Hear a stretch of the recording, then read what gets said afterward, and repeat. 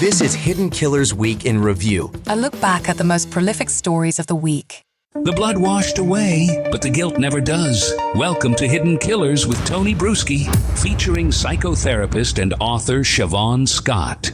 A lot of people have been charmed by him. And I don't know if it's just his looks or what it may be, but there was a lot of people. I mean, he's I believe he's one of the, I don't know how you would quantify this, but one of the most popular prisoners, I guess, in the world in terms of getting fan mail and letters from women who, want to basically be with him. I mean, let's talk about that aspect for a while, because we've seen that in some other cases. We know there's been some of that going on with Koberger. It goes on with almost anybody, but to such an extent with Scott Peterson.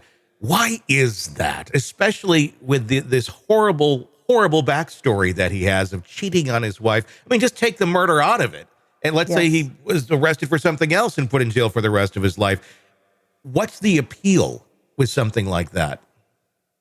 It really goes back to how non-rational human beings can be, right? What woman in her right mind would think that this is somebody to begin fantasizing about romantically?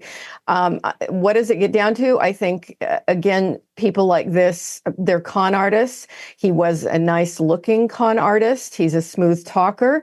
And you have very troubled, damaged women with low self-esteem who just have an urge to rescue.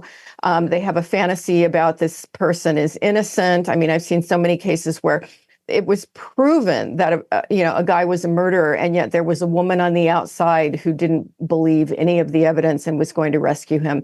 And they get a lot of attention. Often a guy who's incarcerated, well, he's got a lot of free time on his hands, so he writes back. So they get the pen pal thing going, and so they can be very charming in the communication. And there's a certain kind of vulnerable woman that just falls for it, and it's really twisted. Those are women who I think could benefit from therapy. I don't think that the perpetrators benefit from therapy, but I think women who have this fantasy life going and this need to bask in the glow of someone famous, I think they need help.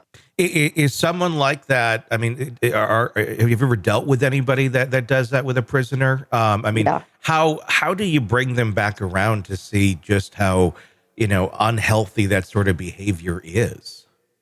Usually when I've had gals like that in therapy, you do start with their own sense of identity. These are usually people who have a lot of problems, and they often come from abusive or neglectful backgrounds. And so you don't go at the prisoner thing directly. You sort of work with all the other things in their lives that are not good. And you try to solve those other problems. And then sometimes they can get a better perspective on these romantic fantasies that they tend to create. Do they always recognize that? It seems like someone who's going to do that, even if you have all the other chaos in your life, that's another one directly to deal with. And I can imagine if somebody is saying this is wrong, I mean, does that almost encourage it more? Does that make someone like that want to do more of that sort of behavior?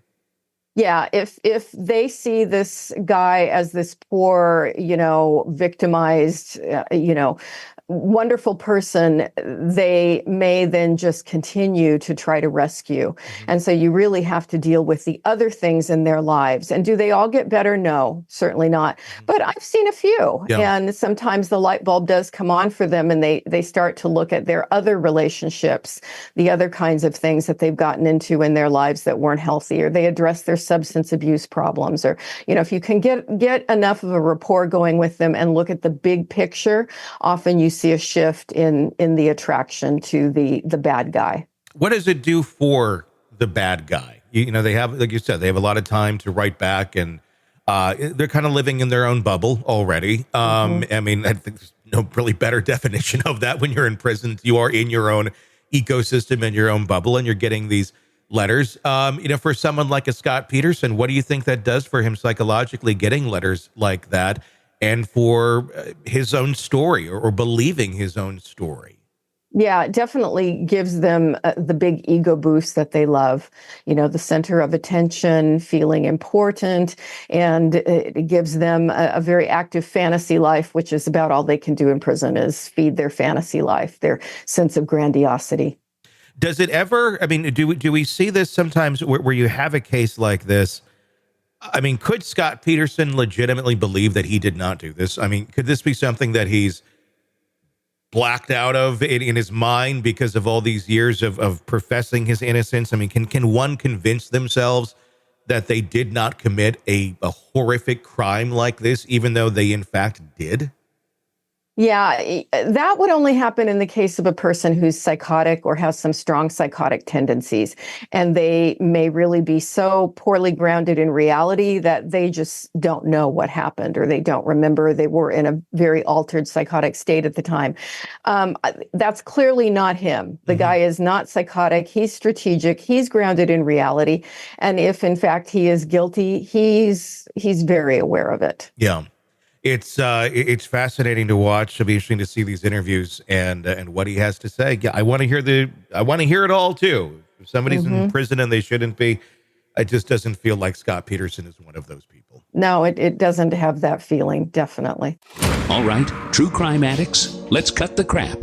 You're knee-deep in the gory details of your favorite podcast when suddenly a commercial hits like a bad meal. Seriously? You deserve better. Upgrade to True Crime Today Premium Plus on Apple Podcasts, where you can binge without those annoying ads. Plus, get extended interviews that go deeper into the darkness and early access to episodes so you can be the first to know. It's like trading up from fast food to fine dining, but with more blood. So, go ahead.